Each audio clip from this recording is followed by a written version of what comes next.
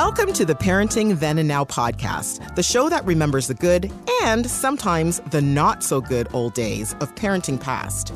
I'm your host, Samantha Kemp-Jackson from the Multiple Mayhem Mama blog, and every week we'll be talking about how things were then and how they are now, parenting through the lens of the ages, if you will. Now, whether you're a parent, a kid, or someone who used to be a kid, you'll want to stay tuned as we reminisce about the past, embrace the future, and marvel in the present how things have changed. If you're ready to glance back in time at kids, parenting, and the good old days, you're in the right place. So sit back, relax, and let's take a trip down parenting's memory lane. I hope you enjoyed this episode.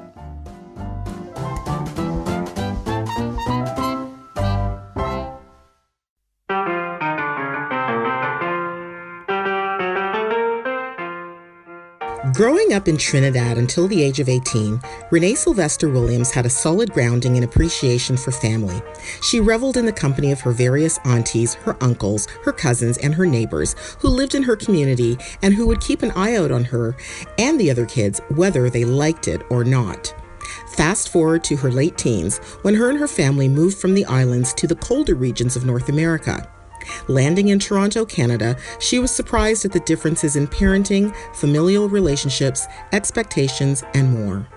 It was a shock, quite frankly, because Canadian culture, compared to that of the islands, is very different. Let's take, for example, the topic of family relationships.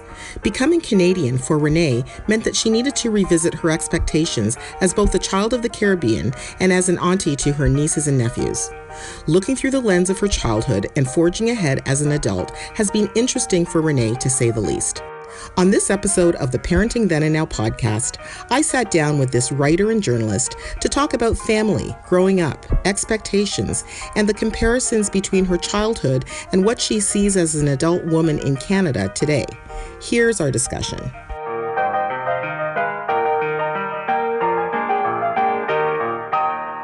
So welcome to the Parenting Then and Now podcast, Renee. Thank you. Thanks for having me. It's so great to have you. So I have Renee Sylvestre Williams, and she's a writer and journalist. And I'm really excited to have you on the show because I want to talk to you, Renee, about generally parenting within the context of a cultural environment. So I know that your background is Trinidadian and you lived in Canada for a number of years. Do you want to give our listeners a little bit of background in terms of what your story is? Of course, yeah, no problem.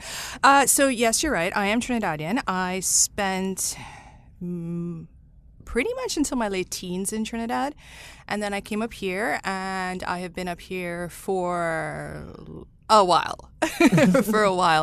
And my family lives up here too. My parents, multiple aunts, uncles, cousins, and my brother and sister-in-law also live in Toronto. And they've got 3 kids I'm very, very lucky in that I have a good relationship not only with my brother, but with my sister-in-law as well. And, you know, I'm around the kids constantly. You know, they're at the age where they want to do sleepovers. So I've got the first 2 doing sleepovers, which annoys the youngest one. So you're the auntie. I'm the auntie. I am auntie. Yes. Yeah. There was a point in time where, so a couple years ago, we were all by my parents. And I'm like, you know, I'm not sure the kids know my name. Because they just call me auntie, right? Mm-hmm. Auntie. And my dad's like, well, Renee, when you were their age and there was one aunt in the room, did you call her by her name? And I'm like, no. Because they were just auntie. Just right. Auntie. Of course. Yeah. Now, on that topic, auntie, I know that this is something that we wanted to kind of talk about because that whole relationship with extended family, I think is different in Caribbean countries, specifically Trinidad, where you're from. My background is Jamaican, and I know that we have, a similar perspective on extended family. Do you want to talk a little bit about that? Because I find that very interesting. You know how it is, like when you're growing up, your aunties aren't just the women that you're actually related to. Auntie is pretty much any close female family friend of any age. That your parents have said they're auntie. They're auntie. So that's it. There's 2 criteria. There is Mrs., there's Miss or Mrs., and then there's auntie. Mm-hmm. Right? And I think I remember, so on the street where I grew up, there was a clear definition. The next door neighbor was Mrs. Boyce. She was terrible. And then across the road was Auntie Mona, because I was friends with her daughters. And then down the road was Auntie Tot. And Auntie Tot and Mom were friends like when they were kids. And I am still good friends with Auntie Tot's, mostly her two older children, so Mia and Rudra. And then like my dance teacher was Auntie Pauline. And so this whole auntie thing, because I think for people who are not from a Caribbean background, who are, North American or from other countries, they might not understand the significance and what that honorific means. So, it sounds like there's a little bit of a stratified hierarchy too in terms of a Mrs. and an auntie. So can you explain a little bit about what that stratification means? And also, I'd like to talk a little bit more about the whole notion of an extended family, because culturally speaking, I think it's different in the Caribbean than it is here in Canada and in North America in general. Well, obviously I can only speak to my experience, but yes, there's definitely a hierarchy. I feel like personally growing up, anybody who was auntie could discipline you within reason. Interesting. Like if you were acting like you had no brought-up-see whatsoever. What is brought-up-see? Well, if you were behaving badly, like you had no manners, you were misbehaving, that kind of thing. You're like your child has no brought-up-see. I think like aunties, whether they're related to you or whether they were like honorary aunties, they could discipline you within reason. Like if you were in their house and you did something, they could discipline you. Probably not spank you, obviously, I think. But, there was an understanding that the children in your house, you could discipline. And that was just a commonality across the island. That's from what I remember, I feel. One thing I remember is a few Christmases ago. So I have a cousin who's 4 years older than me. And at the time she had maybe 2 kids. So she had 2 kids. And they were over by my parents' place. It was around Christmas time. And, the kids were jumping around as it was and all that stuff. And I think one of them was doing something that could have ended up with her forehead on a table. So I remember just kind of swinging my hand and going, yeah, no, slow down. Slow down. Yes. No. And nobody blinked an eye. Right. Whereas if you were in a different context with people perhaps from Canada or North America, what would the reaction have been, do you think? I don't know. Honestly, I don't know. But I do remember sort of having a conversation with some friends, and this was a while ago, that if, a small child runs up to you or bumps into you, just put your hands up. Don't get your hands anywhere near that child. Talk to the child, but don't put your hands anywhere near that child. I feel like, and I understand, obviously, there's the whole stranger danger thing. But yeah, I think it depends on the relationship you have with the parents. Yes. And then you kind of understand what the boundaries are. Like right now, because as my nieces and nephew get older, they're at that age where, ask mommy, mommy says no. Well, ask daddy says no. Ask mommy says no. Try auntie. Maybe auntie might cave. But, and I want to, don't get me wrong, but I'm also trying not to undermine my brother. That's a whole other thing about undermining parents. But oh my God, they try. Of course and they do. I appreciate it. I'm like, you know what? Try all your options, kid. Try all your options. Do what you need to do. So exactly. Let me ask you this, because one of the things I wanted to talk about with you and why I found your situation particularly interesting is that you came to Canada from Trinidad when you were a teenager, right? So you had a pretty strong grounding in growing up being a child in the islands and then being an early teen in the islands and then you came straight to Toronto, right? Yep. When we moved up here, I just finished high school. Okay. So I was still a teenager, but a young adult. You were a young adult. Yeah. My formative years were strictly, we're in Trinidad. I mean, we came up here for vacation. My family's had ties to Canada for more than a century. So, familiar with Toronto, stayed with relatives and all that kind of thing. But I grew up with a Trinidadian upbringing. So you must have, even though you had been visiting Canada for many years because of family, it must have been a surprise or perhaps a shock to you going from your childhood and early teens in Trinidad to Toronto. Can you tell us a little bit about that? Well, yeah, there was the culture shock. So we came up here. I spent kind of the equivalent of a gap year up here, went back home, finished packing, went out to Halifax. for a year. And that, and then, so I was pretty much immersed in East Coast Canadian culture because I didn't stay on the international floor. So it was on the floor that I lived on. There were 17 or 18 of us, girls, and everybody was from the East Coast, born, raised, so we're talking Cape Breton, PEI, Nova Scotia, and all those places, except one woman who was from Germany and myself on that floor. Must have been interesting for you. It was really interesting. It was interesting in the sense that, like, academically, I was a little ahead in my first year of university because I had to take all my foundation courses. Socially, I wasn't. I went to an all-girls school from age 5 to age 18, right? Primary school, high school. Like I went to the school that my mother and my grandmother went to. And we were kept away from boys. You were not, you didn't interact with boys there. Boys were not allowed into the school unless Sister Phyllis knew. That's my principal. Sister Phyllis knew who they were. Wow. Yeah. So, you look back and you realize, wow, that's harsh. But, when you grow up that way, that's all you know. It's just the norm. It's just the norm. So, that whole interaction, I was a little behind on that socially. So that first year was hilarious. Don't even get me started on winter. Well, okay, so we're talking about, Yeah. Young boys and young girls Yeah. and young men and young women. Yeah. And that was a big cultural shock. Big in cultural terms of- shock, In yeah. terms of the then and now. Yeah. And then, of course, there was the weather. Yep. In terms of the then and now. What about the familial relationships? Because we had started out this discussion about aunties and people that you were taught to look up to. Yeah. Obviously, the cultural perspective of North Americans, Canadians specifically, in terms of the adults around them from a child's perspective, is different from the islands. How did you kind of assimilate that difference? What I found up here is, and again, this is just my personal experience, is the family unit tends to be a little more insular. I could be wrong because obviously I don't know what goes on in everybody's family. And to an extent that happened up here as well for us because, like my family moved, like my parents, my brother and sister moved up here and, you're settling in, you're starting over, you're really trying to establish yourself here like most immigrants.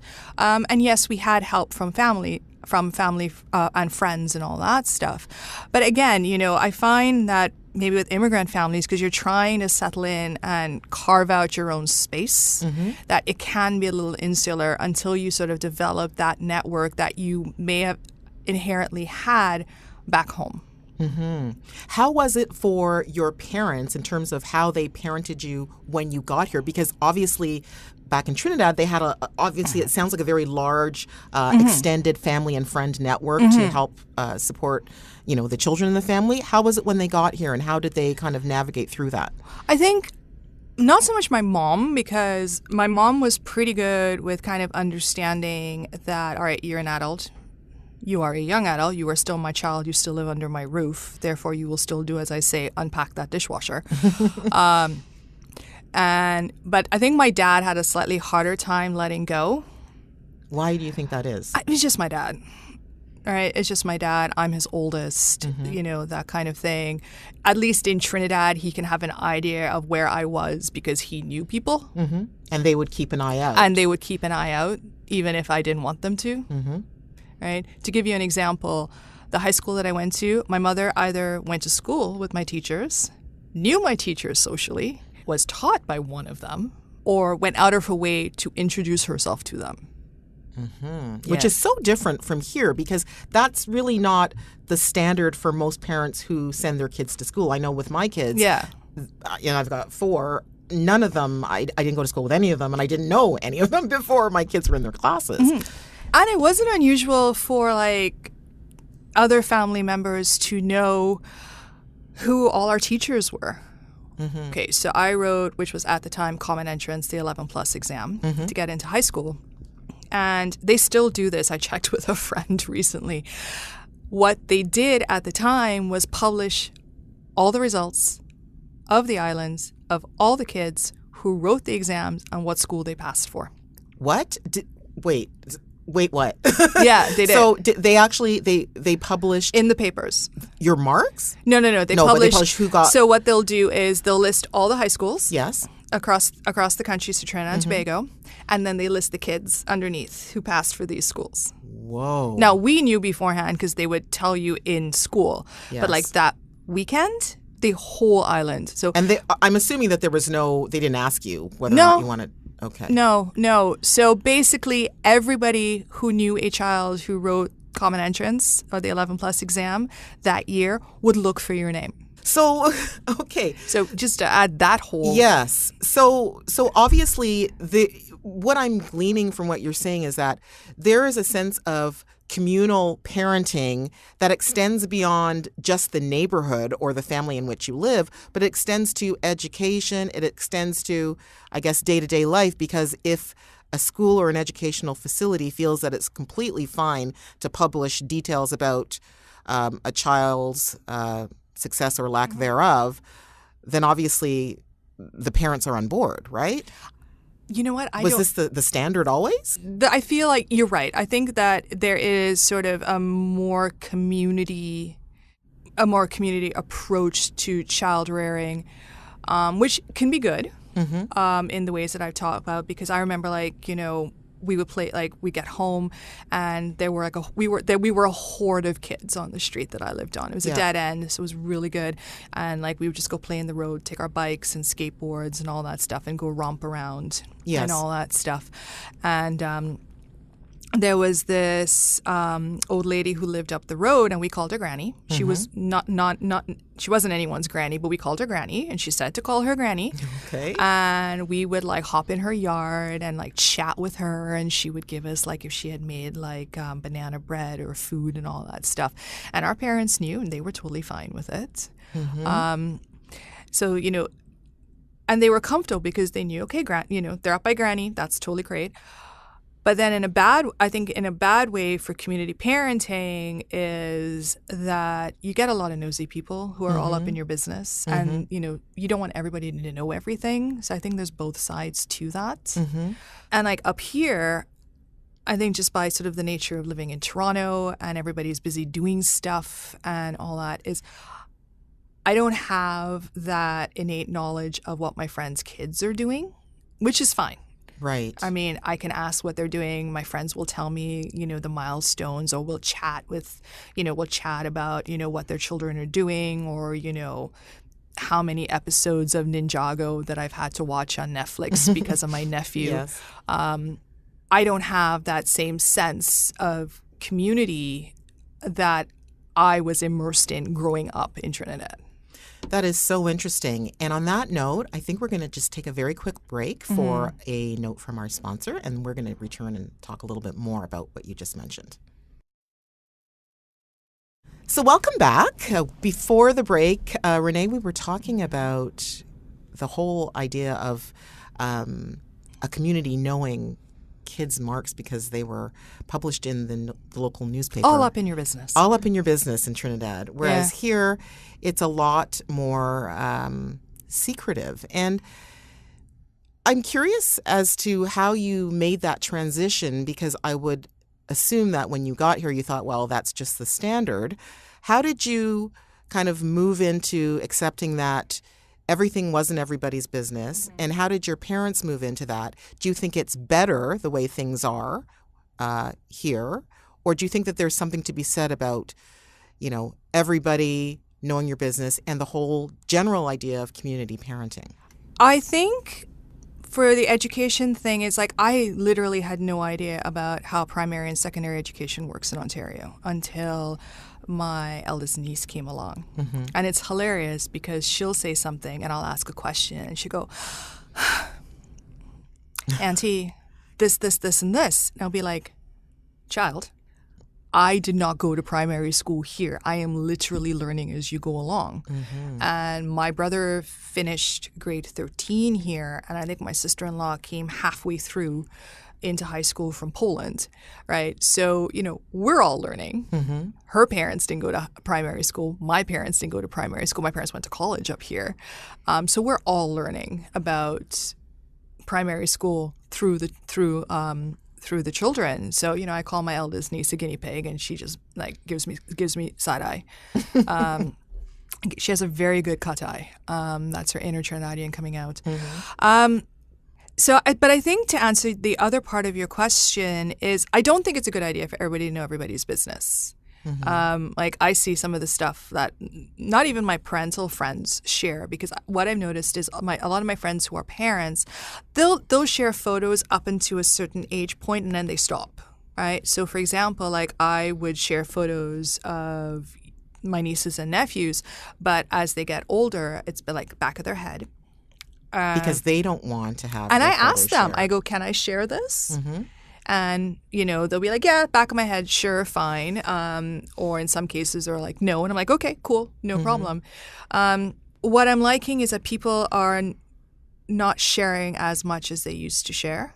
And even about their regardless children. of culture and time. Is that what you're saying? Okay. Yeah. I would say maybe 5 years ago, my friends who've had older children would share photos on the regular and what they were doing and all that stuff. And what I've noticed anecdotally is that as more conversation's been happening about social media and what it is and what it can and cannot do, a lot of my friends, especially with younger children, are not sharing as many details or putting their child up on social media as frequently. Yeah, a picture or two every so often without context will pop up. So, you can't really identify the child. You can't identify where they are, that kind of thing. That's what I've noticed. And I think I'm really fortunate in the sense that I'm part of a really strong community of parents, aunts, uncles. I have a really good friend, and he is the most devoted uncle that I know. He and his partner, between the two of them, I think they've got at least 4 nieces and nephews together. And, it's not unusual for him to post photos of, he and Antonio, his partner, they've taken the kids somewhere. They've got the kids for the weekend. They're over visiting whoever's family, and they're playing with the kids. And I think there's this, it's becoming more prominent now, but I think there's this acknowledgement of the importance of the role of the child-free aunt or uncle in a family's life. Right. Interesting. Right? Yeah. And I remember my sister-in-law, she told me once, and I try and keep this in mind, is she goes, we want you to have a good relationship with them, because when they get to the stage where they hate us, that's so true. They will come and talk to you. And you're a trusted adult that has a little bit of a different perspective, but you've kind of got skin in the game. You care about them and you have a vested interest. So I absolutely agree. I can speak from a parent's perspective that definitely I'd want to have an aunt or an uncle who loves my child but isn't their parent, obviously. So there's a bit of distance, right? And it's I like don't pretend to be. I don't Yeah. pretend to be their parent. I mean, I will discipline them if they're doing something ridiculous, but I will also take them out for McDonald's at 10:30 at night, right? There's a 24-hour McDonald's by me when child is over for sleepover. Yes, that's what you do. Yeah, she's like, can we get McDonald's? Sure. Can we go in the pool? Wait half an hour. So that's something that you really kind of took from your childhood and your cultural upbringing, was that close relationship with extended family, aunts, uncles, etc. And that's great that you have it here today, but it's something different from, I think, the experiences of people or children who grew up in North America. Would you say that we need more of these types of relationships in Canada, United States, North America generally?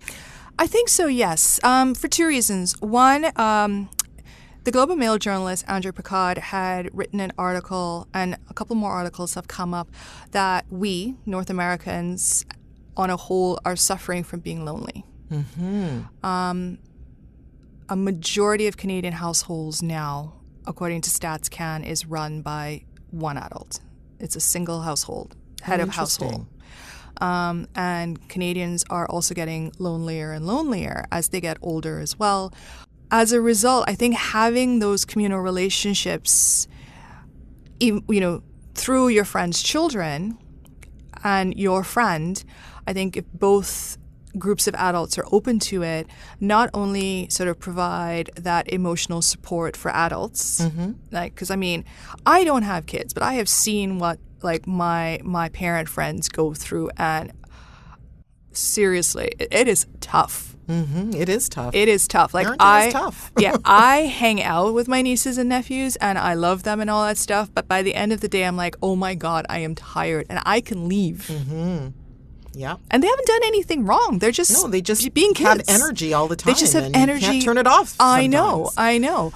So one, that, and then two, I think it's good for, children to realize that there's a network of people who may not be related to them, but love them and support them and just, want to be there for them.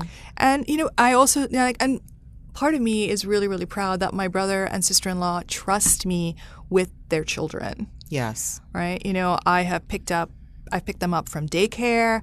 I have, I'm the school list of approved adults to pick up. I'm on the list for all of them. And the children trust me and they treat me, how children can treat the adults in their life that they're familiar with like furniture? Yes. I'm treated like furniture. That's a badge of honor then. It is. They're climbing on you. It is. Like a couch. Yeah. They'll climb on me like a couch.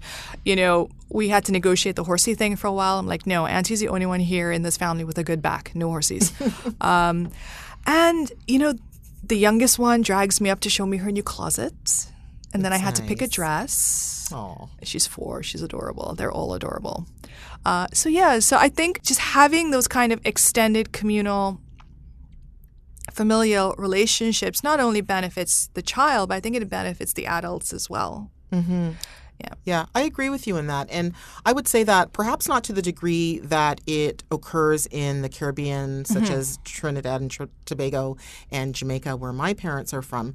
But in North America, it used to be a little bit more like that in terms of having, if it wasn't family members, more of a sense of community with neighbors and people who would, quote unquote, watch out for your kids. Now, obviously, there's, positive and negative aspects to that. You have, nosy neighbors and people who are, as you say, all up in your business. But there's something to be said about the fact that we had more of a sense of community, I think, back in the day, even when I was a kid, than we do now. So it would be really nice to see us return to a little bit more of that sense of community with not only our neighbors, but our neighbors and their kids and families. I think part of that is happening just as more people come to Toronto and to Canada and all that stuff. Like, for example, I don't want to promote myself here, but I wrote an article about the return of the granny suite where, basically the idea is, somebody who has a big house can downsize to a smaller place and a family member or a friend can come in and all that stuff. And there's this sense of, maybe it's attached to sort of our housing issue here, but that people are looking at ways to share a home and how you share a home. There was a New York Times article about family members getting together and buying a home or splitting or sharing a home, but basically sharing the same property. And that's not unusual for South Asian families. It's multi-generational. I think Filipino families do the same thing. Japanese and other Asian families do the same thing. So I think there's a sense of that coming back as well. Again, maybe because of housing affordability. But I think with that comes that sense of sort of community rebuilding, perhaps. Don't quote me on that. But I agree with you that I think even my friends who grew up here, they're in their 30s, 40s and all that stuff now. And they remember, just being able to pop into a friend's home. Yeah, that's how I grew up. Yeah, and now all I hear is scheduling play dates. Yeah, this scheduling play dates thing is a new thing because we used to call it, I'll just go call on my friend, which means that I would just walk down the street and I'd knock on their door, ring their doorbell, and I'd say, hey, can so-and-so come out? And they would just come out. That was it. It was not a formalized thing. And I think that, we've come to this point in our society where everything has to be scheduled and everything has to be, I don't know. I think it kind of ties into that whole helicopter parenting ideal that I have issues with, but that's another discussion anyway. I have individual relationships, with the women who are my aunts I don't have a lot of aunts because there were just a plethora of boys in my parents' generation. Like my mom is one of 7 children, one girl of 7 children. Wow. Yes. And I'm not close to quite a few of those aunts-in-law, but other aunts I have different degrees of relationships with. But each of them I can pinpoint what kind of relationship I have with them. You know, I had mentioned earlier one of my not related to me aunts, Auntie Tot.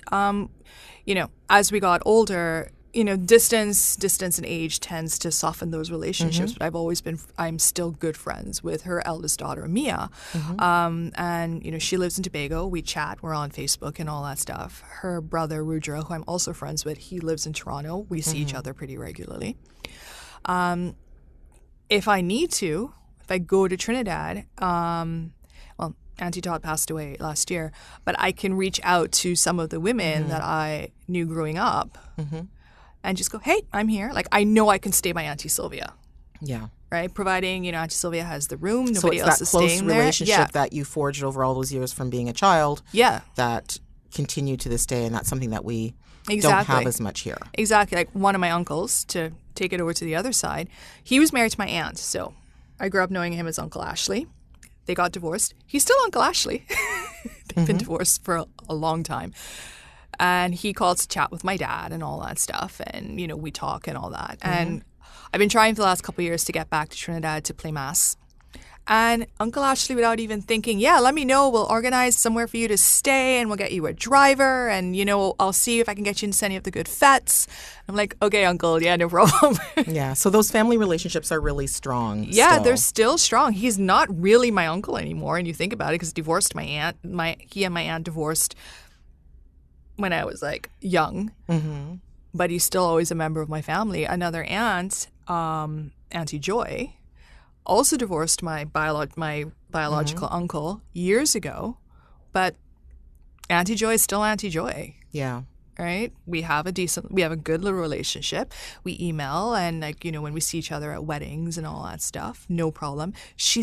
People still consider her part of the family. Right? Auntie Joy will always be Auntie Joy. She isn't gonna turn into Joy for no reason. Yeah, no, that's actually a really good point and something for us to think about in our society. One last thing I want to ask you is about your podcast, because you have a podcast. Tell us about it. I do have a podcast. I do this podcast with 2 very fabulous women called Kath and Diane. It's called Sip and Bitch, and what it is we take a look at sort of the big issues that affect women, and we look at it through being Gen Xers. And then we kind of discuss what the issues are, what we can do about it while we drink. Of course. Because some issues, you need to have a drink. So some of the issues that we did recently was rattlers and social drinking. And we looked at, women and social drinking. Are we drinking too much? And, you know, sort of the gender bias against women drinking. I will have to put a link to your podcast on the website for the Parenting Then and Now podcast. And tell us where else we can find you online, Renee. Well, you can find me pretty much everywhere. If you Google my name, I'm the only Renee Sylvestre Williams on the planet.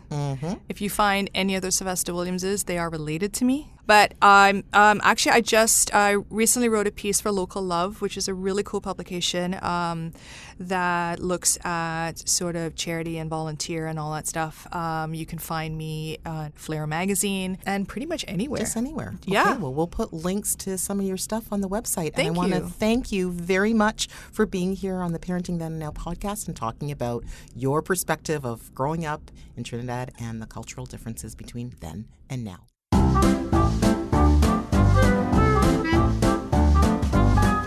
They say that home is where the heart is. If your heart means family, then Renee is indeed at home. And while she's 100% Canadian, she's not given up her Trinidadian roots when it comes to family relationships. The then and now that she considers daily means that she's able to take the best parts of growing up in the islands, the family relationships, the closeness, the sense of community and caring for family and friends, and keep it as the foundation for her relationships with both family and friends in her chosen country. I learned a lot speaking with Renee and admire her strong sense of responsibility and love for her relatives and those who are fortunate enough to call her their friend. Thanks for your insight and for sharing your memories of Trinidad with us, Renee.